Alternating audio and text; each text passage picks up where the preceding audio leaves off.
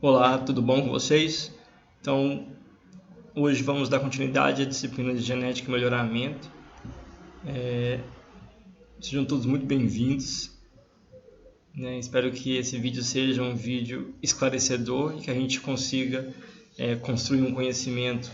Então, lembrando que as aulas estão tendo uma atividade ao final, então eu vou disponibilizar ao final, certo? Uma atividade que deve ser respondida e enviada para mim com um prazo de 7 dias, com um prazo de uma semana. Então, essas atividades são enviadas para esse e-mail que aparece na tela, carlos.emorais@croton.com.br. Não deixe de enviar a sua atividade. Então, as atividades são postadas no AVA.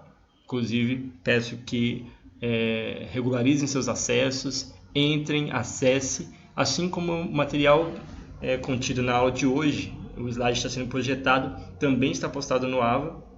Então é importante que você acesse, que você entre e que você utilize dos meios para responder as atividades. Tá ok? Então, dúvidas, perguntas, elas podem ser realizadas a qualquer momento. Então você pode usar os canais que a gente está empregando para essa aula, o nosso grupo, contato direto via WhatsApp, e-mail ou mensagem direta no AVA. Então você tem várias oportunidades, várias opções. Uma outra opção é comentar no próprio vídeo. Então você faz o seu comentário e assim que o comentário for lido, a resposta vem. Tá ok? Então a gente convém voltar a falar rapidamente do que a gente falou na semana passada, na aula anterior, certo? Mas é muito rápido, a galera acho que conseguiu assimilar, acredito eu, certo? A gente estava falando a partir há 2 semanas, 2 aulas, sobre genética quantitativa. Começamos a falar sobre delineamentos estatísticos, certo? E falamos sobre experimentação, de maneira geral, já que para avaliar caracteres quantitativos, eu preciso lançar mão de experimentação, dos princípios estatísticos, para aferir a herdabilidade e a manifestação desses caracteres que são tão complexos. E a gente falou dos princípios básicos, a repetição, a casualização e o controle local. Espero que vocês se lembrem desses 3 aspectos. E falamos dos 2 delineamentos mais empregados, que é o DIC e o DBC. DIC é aquele delineamento inteiramente casualizado que é bastante usado para experimentos em laboratório ou quando eu tenho as condições homogêneas. Então, aqui um exemplo de um delineamento em DIC, já falamos, não preciso eu entrar em tantos detalhes. E o DBC é um delineamento em blocos casualizados. Esse delineamento ele é empregado quando eu não tenho as condições homogêneas, ou seja, experimento de campo, experimento numa área que não é homogênea, e eu faço o quê? Eu divido essa área em blocos, de modo que os blocos sejam o mais homogêneo possível, e coloco todos os tratamentos dentro de cada bloco. Com isso, eu diminuo o erro, diminuo a possibilidade de que o ambiente possa interferir no meu resultado. Então, eu consigo estimar de maneira mais precisa e mais segura a influência do tratamento que eu estou aplicando. No caso da genética, no caso do melhoramento genético, o tratamento geralmente é um genótipo. Então, aqui um exemplo de um ensaio montado em DBC. Então, a gente falou dos delineamentos, mas a gente não falou como analisar esses delineamentos. Esse é um conteúdo que vocês veem na disciplina de experimentação, então a gente acaba tendo que ver isso aqui, porque a gente vai trabalhar com herdabilidade, que é um parâmetro estatístico que a gente precisa dos quadrados médios. Então a gente vai precisar trabalhar com a análise estatística dos dados de DIC e DBC. Então, primeiro, vou dar um exemplo, vou pegar um exemplo. O exemplo foi retirado, são dados reais, retirados de um trabalho, de um artigo, que estava verificando um material genético, uma cultivar de eucalipto, com relação à influência desses materiais genéticos que foram testados no diâmetro das plantas, no diâmetro das árvores. Então, vamos ver o que foi encontrado nesse trabalho. Então, olha lá. Então, eu tenho 10 genótipos diferentes de uma espécie de eucalipto chamado eucalipto salinha. E eu tenho, vocês podem observar aí, 4 repetições em cada genótipo, certo? Então, representados aí nessa tabela. Então, essa tabela ela já apresenta algumas facilidades, né? Por exemplo, ela tem os totais. Então, os totais estão todos apresentados aí, certo? Tanto o somatório total quanto o total por genótipo, já que a gente vai precisar dessas informações para poder fazer análise. Então, quando você recebe os seus dados brutos e vai precisar fazer análise, a primeira coisa que você precisa fazer é totalizar, é somar os tratamentos. Então, eu preciso do total, que é o somatório de todos os indivíduos. Então, no caso aqui, eu tenho 10 tratamentos, 4 repetições. Então, eu vou ter 40 números para ser somados, certo? Se você está usando a sua calculadora, a calculadora ela te possibilita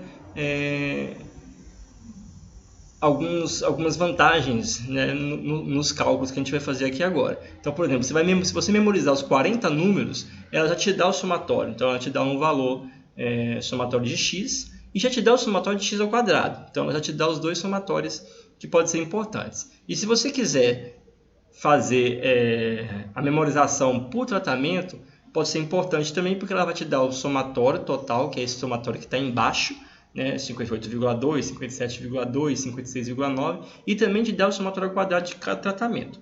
Então, é um critério seu, certo? Então, esses são os dados que a gente vai avaliar. Nesse caso, o experimento, a gente vai tratá-lo como um DIC, tá bom? Então, olha lá. Claro que vou tratar como um DIC, certo? Por uma opção didática agora, para poder mostrar como é que faz a análise do DIC.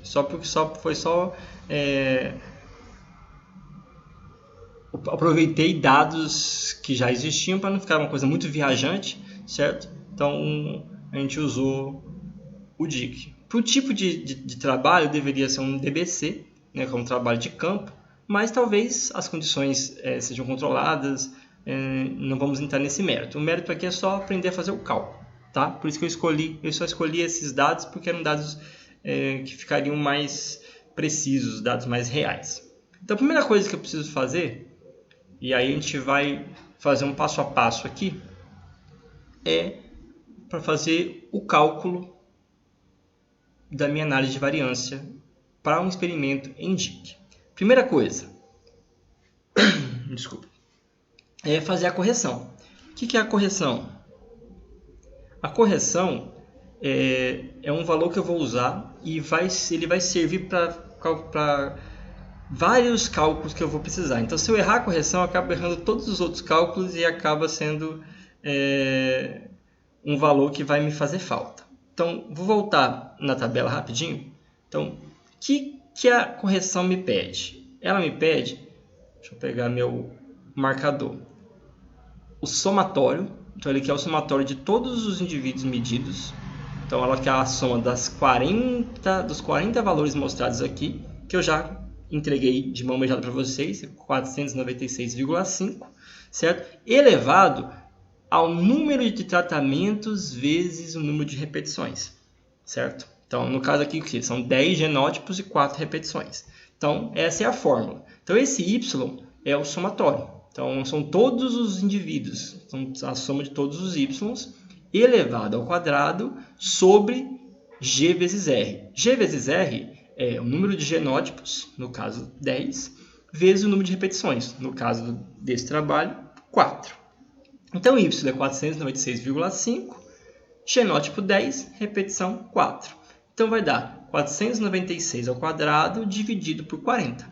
Então, é isso que você precisa fazer no primeiro momento para o cálculo, certo? Então, o resultado vai dar 6.162,81. Então, esse é o cálculo do C. Esse C a gente vai voltar nele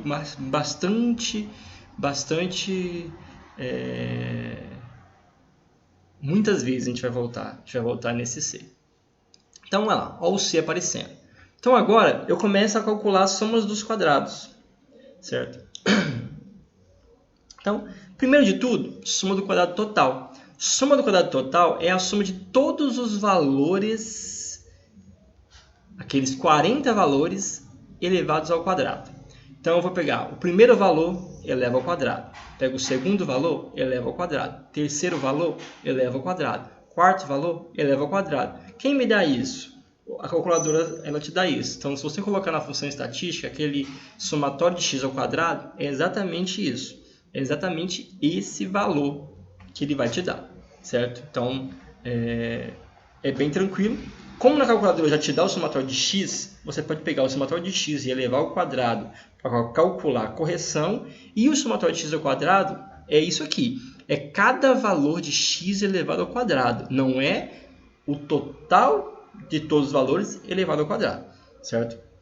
Que é uma coisa diferente. Então, aqui eu vou pegar cada valor. Se eu não souber usar as funções estatísticas, eu vou fazer um mini videozinho mostrando como é que você usa as funções estatísticas. Então, para quem não está fazendo a disciplina de experimentação, né, eu sei que tem uma parte que está fazendo a disciplina de experimentação e eu sei que o Bruno já passou as dicas das funções estatísticas. Para quem não está, vou fazer um tutorialzinho pequenininho. É simples, né, e pode adiantar muita coisa para vocês. Vocês conseguem calcular algumas coisinhas bastante interessantes. Então, eu vou fazer esse somatório do x ao quadrado e subtrair da correção.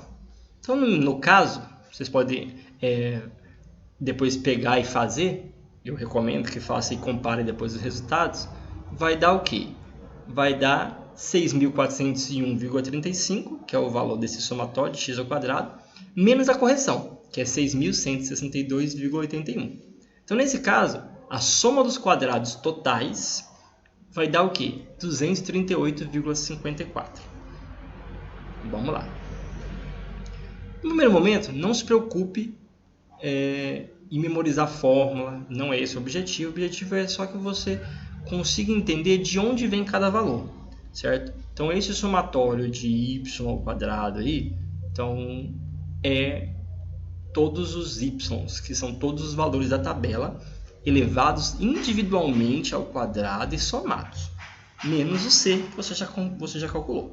Então, essa é a soma dos quadrados totais.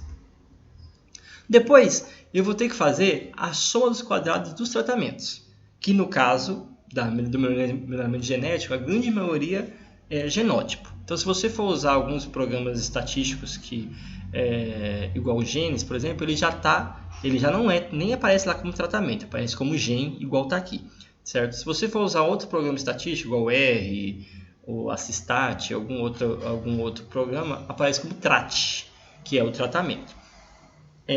O objetivo é o mesmo e o significado também é o mesmo. Então, é a soma dos quadrados do tratamento que está sendo aplicado. No caso do exemplo, são 10 genótipos. Então, ele vai somar cada um dos totais desses genótipos. Deixa eu só voltar rapidinho para a gente ver a tabela de novo. Então, olha só a tabela. Está vendo aqui embaixo, onde está a setinha que eu estou mostrando? Então, esse é o total que eu vou elevar ao quadrado. Na soma dos quadrados totais, eu elevei cada número da tabela ao quadrado. Na soma dos quadrados dos tratamentos, eu vou elevar os totais dos tratamentos. Então, esse totalzinho aqui, eu vou elevar ao quadrado e somar. Então, vai ser 58,2 ao quadrado, mais 57,2 ao quadrado, mais 56,9 ao quadrado, até o 35,1 ao quadrado. Então, é isso que eu vou somar na soma dos quadrados dos tratamentos ou soma dos quadrados dos genótipos. Tranquilo? E aí, como eu estou usando os 10 tratamentos, eu divido isso pela quantidade de repetições. Então, eu tenho lá 10 tratamentos, vou somar os 10 quadrados desses tratamentos, divido por R. O que é R nesse caso? É 4. Então, eu divido por 4 e subtraio da correção. Subtraio do C, que eu já calculei. Então, os resultados vão ser esses. 6.323,79 menos 6.162,81. Um lembrete. É importante atentar que se o seu resultado deu negativo, tem alguma coisa errada, certo? Ele não vai dar negativo, a correção não vai ser maior do que esses quadrados, viu? Então, o resultado vai dar positivo. Depois disso, eu preciso da soma dos quadrados do erro, SQ erro, certo? Que nada mais é, aí é o mais fácil de calcular. Vou pegar o total, subtrair do tratamento ou do genótipo, certo? Então é bem tranquilo. O total deu 238,54, o genótipo ao tratamento 160,98. Subtrai um do outro, ótimo, deu 77,56. Também a soma dos quadrados dos tratamentos ou dos genótipos nunca vai ser maior do que o total, certo? Porque o total vai ser a soma dos quadrados do tratamento mais os erros. Então, não tem como o total ser menor. Então, também esse valor do erro também não pode dar negativo. Então, só dando essas dicas, porque aí se você calcular e der negativo, ou a soma dos quadrados do tratamento der maior do que o total, você está fazendo alguma coisa errada, perdeu alguma informação no caminho, então você volta e corrige, para não cometer o erro ao fazer a análise final. A gente está aprendendo na mão, mas um programa estatístico igual o Gênesis e o R, ele te dá essas informações só você colocando na tabela. Você informa os 40 valores da tabela por tratamento e ele faz análise de variância. Você não precisaria fazer todo esse esforço, mas eu acho que é importante aprender dessa forma. Então, com base nessas informações que eu tenho, eu já começo a montar um quadro, que é o quadro de análise de variância. Então, o que eu já tenho? Eu já tenho o que está escrito ali como SQ, a soma dos quadrados. Eu tenho a soma dos quadrados dos genótipos, a soma dos quadrados dos erros e a soma do quadrado total. O que falta para mim? Quadrado médio, que é esse QM, e o F. Certo? O GL é o grau de liberdade. A gente falou dele na semana passada. Então, o grau de liberdade é o número de indivíduos que eu estou avaliando. Então, no caso da estatística, como eu estou trabalhando com amostra e não com população, o grau de liberdade vai ser sempre o quê? N-1, ou a quantidade avaliada menos 1. Então, só para ficar claro. A média é a média tirada daquela tabela lá. E o CV é o coeficiente de variação em %, que vai te dar um indicativo da diversidade de dados, do quanto os dados obtidos eles estão divergentes. E isso dá um indicativo da precisão do seu trabalho. Então, quanto mais baixo o CV, mais homogêneos são os seus resultados. Então, neste caso, vamos preencher lá aquela tabelinha que está faltando. Até agora eu tenho os SQ. Então, falta o GL, o QM e o F. Então, o GL é o grau de liberdade. Então, a gente já falou disso. Então, o grau de liberdade vai ser N-1. Ponto final. Então, no caso do grau de liberdade dos tratamentos, quantos tratamentos eu tenho? Quantos genótipos? São 10. Se o grau de liberdade é N-1, N no caso é 10. Então, grau de liberdade dos tratamentos, ou grau de liberdade do genótipo, é 10 menos 1, porque eu tenho 10 tratamentos. Então, N-1, 9. O grau de liberdade total é igual a repetição vezes tratamento menos 1. É isso que é esse I vezes J menos 1. Ou seja, 10 vezes 4, 40. Então, são os 40 indivíduos menos 1. Então, 40 menos 1, 39. Então, o grau de liberdade total, 39. E o grau de liberdade do erro, ou dos resíduos, é a diferença entre o total e o tratamento. Então, é 39 menos 9, 30. Certo? Aí, sabendo o grau de liberdade e sabendo a soma dos quadrados, eu calculo os quadrados médios. Então, eu preciso calcular o quadrado médio do tratamento e dos resíduos ou dos erros. Como que eu calculo? Quadrado médio do genótipo ou do tratamento é o quê? Soma dos quadrados dividido pelo grau de liberdade. Então, a soma dos quadrados, já calculei, o grau de liberdade dos genótipos é 9. Já o quadrado médio do erro, a fórmula é a mesma. É a soma dos quadrados do erro dividido pelo grau de liberdade do erro, que deu 30. Então, só calcular. Então, olha lá, o quadrado médio do genótipo é 17,89, do erro 2,59. Isso aí vai tudo compor a tabelinha. E por fim, falta o valor de f.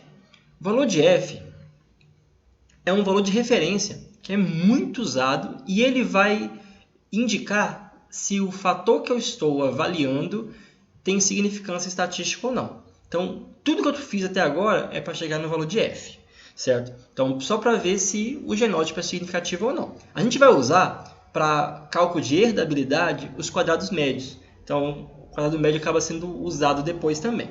Mas para esse primeiro momento, eu preciso saber se o tratamento aplicado, ou seja, o genótipo que eu utilizei, se ele é significativo. Como é que eu sei? Pelo f. Então, o f, para calcular o f, eu preciso dos dois quadrados médios que eu acabei de calcular. O quadrado médio do genótipo, ou do tratamento, e o quadrado médio do erro, ou do resíduo. Então, eu vou dividir um pelo outro. Eu divido o quadrado médio do genótipo pelo quadrado médio do erro e obtenho, dessa forma, o f. Então, nesse caso, o quadrado médio do genótipo é 17,89, o do resíduo é 2,59. Divido um pelo outro, o meu f é 6,91. Já vou adiantando que quando o f dá alto, é um bom sinal. Então, já posso adiantar isso para vocês. Então, o objetivo é sempre que o f dê um valor alto. Aí eu vou pegar todos os valores que eu usei até agora e vou colocar na minha planilha, no meu quadro de análise de variância. Então, olha lá. Grau de liberdade do tratamento ou do genótipo, 9. Do resíduo do erro, 30. Total, 39. Soma dos quadrados do tratamento ou do genótipo, 160,98. Do resíduo do erro, 77,56. Total, 238,54. Quadrados médios do genótipo ou tratamento, 17,89. Do resíduo ou erro, 2,59. E o f, 6,91. Não é muito difícil, né? Dá para a gente fazer isso tranquilo. Falta ainda calcular a média e o coeficiente de variação. O valor, mas esses valores a gente vai esperar um pouquinho. Um valor mais importante dessa tabela, para esse primeiro momento, é esse valor que eu destaquei de vermelho, o f. Certo? Porque é através desse valor que eu vou saber se o tratamento que eu apliquei, no caso o genótipo, é significativo ou não. Se for significativo, significa o quê? Que o genótipo foi o responsável pela variação nos resultados. Não foi uma coisa aleatória, uma coisa que aconteceu ao acaso. Então, eu tenho f calculado. Eu tenho um valor de referência que é o f tabelado. E ele leva em consideração os graus de liberdade. Então, por isso que eu preciso calcular o grau de liberdade de maneira precisa. Então, o grau de liberdade é muito importante porque, para aquele grau de liberdade, eu tenho um valor de referência.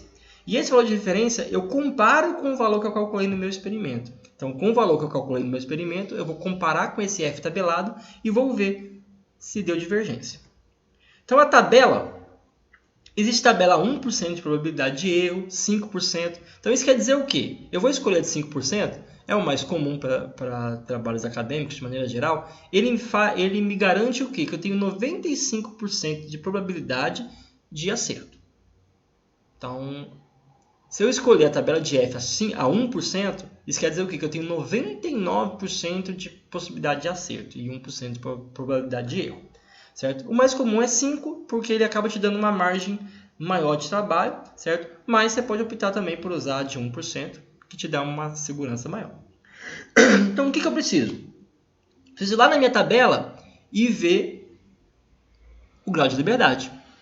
Então, eu tenho, deixa eu achar a minha setinha aqui novamente. Estão vendo a setinha?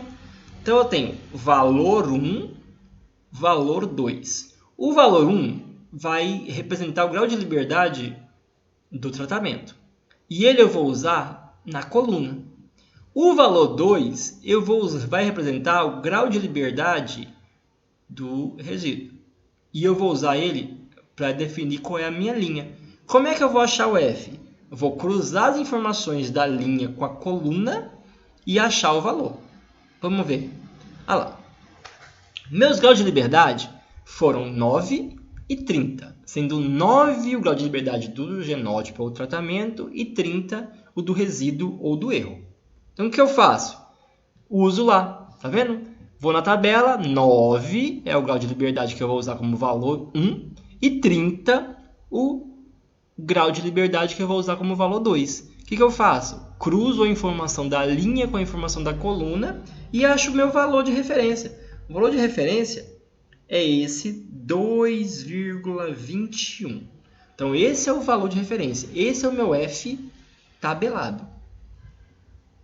Então, olha lá. F tabelado, 2,21. F tabelado, 6,91. Isso quer dizer o quê? Quer dizer que quando o F calculado for maior do que o F tabelado, eu tenho significância. Então, há significância naquilo que eu estou avaliando. No caso, o que eu estou avaliando? Genótipo. Então, lembra que eu falei que quando o meu F que eu calculei for alto, quanto mais alto, melhor? Por quê? Quanto mais alto, menos chance ele tem de ser menor do que o F tabelado. Então, nesse caso, olha lá, o F tabelado é 2,21. Então, se fosse 2,22, ele seria significativo, mas ele é 6,91. Então, eu já tenho, mesmo que eu nem comparasse, nem pegasse a tabela, eu já teria uma grande chance dele ser significativo por causa de ser um valor alto. Então, quanto mais alto, melhor. Então, já descobri uma coisa. O genótipo teve influência no resultado. Então, o DAP, o diâmetro daquelas plantas, ele diverge de um tratamento pelo outro, não por um aspecto de adubação, de luz, não. O fator foi o genótipo. Então, ele me dá 95% de certeza que o genótipo contribuiu para o aumento naquele resultado, nas variações daqueles resultados. Então, F significativo, eu tenho um efeito efetivo do tratamento que eu apliquei. Isso vale para qualquer tipo de análise estatística, não só referente a genótipo. Então, por isso que eu usei o termo de tratamento aqui. Então, você consegue confirmar que o tratamento que você está utilizando foi efetivo. E não foi uma variação ao acaso. Então, se eu repetir o mesmo experimento com as mesmas condições, o resultado vai ser a mesma coisa. Então, eu tenho 95% de probabilidade de que vai ser igual. Vai continuar sendo significativo porque a variação não foi ao acaso. Foi uma variação em função do genótipo que eu estou aplicando, do tratamento que eu apliquei. Então, para poder fechar, eu vou ter que tirar lá a minha média e o CV. Então, o CV é o coeficiente de variação. Ele me dá um indicativo, ele é um indicativo da precisão do meu experimento. Então, quanto mais preciso, ou seja, quanto menor divergência dos valores, discrepância, dos valores, mais baixo vai ser o CV, certo? Então, o que é comum? É comum que os trabalhos de campo dêem um CV mais alto. Então, os trabalhos de campo têm muitas variações que eu não consigo controlar. Então, ele acaba sendo um trabalho menos preciso, certo? O que não quer dizer, não estou desmerecendo os trabalhos de campo, não é isso. É que o CV vai ser mais alto, o que dá um indicativo de uma variação, de uma divergência, uma discrepância entre os valores. Os experimentos de laboratório, que eu tenho um controle local, que eu tenho toda uma condição, acaba me dando um CV mais baixo. Então, é muito comum que trabalhos feitos em laboratórios que dê CV alto é um indicativo de que tem alguma coisa errada no manuseio das informações ou no manuseio dos tratamentos que eu estou aplicando. Então, acaba sendo um fator que é muito, muito usado. Então, é muito comum uma pessoa, quando vai ler um trabalho científico, um trabalho acadêmico, que vê que o CV está muito alto e o trabalho foi feito num laboratório, em condições controladas, questione os resultados. Fala, por que esse CV está tão alto? Será que teve alguma coisa que você deixou passar? Você cometeu algum erro? Então, talvez, com um CV muito alto, possa dar margem para questionamento daquele resultado. Então, o ideal é que trabalhos em laboratório o CV seja abaixo de 20%. Como é que eu calculo o CV? Para calcular o CV, eu preciso primeiro da média. A média no caso da calculadora de vocês, vai estar um x com tracinho. No caso das fórmulas que a gente está usando no material didático de vocês, está y com tracinho. Então, o que importa é, o representativo da média é a incógnita, né, o x ou y, com um tracinho em cima. Certo? Então, nesse caso, vou calcular a média primeiro. Então, a minha média é o quê? O somatório de x dividido pelo número de indivíduos. O número de indivíduos é 40. Então, é 496,5 dividido por 40. Dá 12,41. Então, como é que eu calculo o CV? Olha lá. É a raiz quadrada do quadrado médio do erro ou do resíduo dividido pela média vezes 100. Vezes 100 por quê? Porque o valor do CV é em porcentagem. Então, por isso que eu multiplico por 100. Então, o meu quadrado médio dos erros ou dos resíduos deu 2,59. Minha média, 12,41. Tiro a raiz quadrada desse 2,59, divido por 12,41, multiplico por 100. Qual é o resultado? Olha lá, 12,97%. Então, é um CV considerado médio. Então, está bem próximo de um baixo, né? Então, é um CV aceitável. Então, um CV bastante... que mostra um experimento que tem uma precisão bastante interessante. Tranquilo? Dúvidas?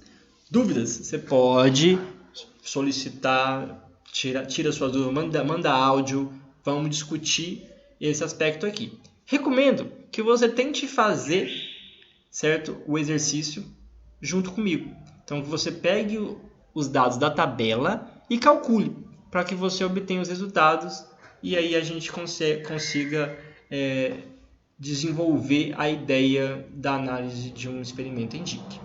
Tranquilo? Então, agradeço pela primeira parte. Vou dar um pause, mas a gente tem a segunda parte, que é a análise de um experimento em DBC. Certo? Então, vejo vocês daqui a pouquinho na segunda parte. Bye!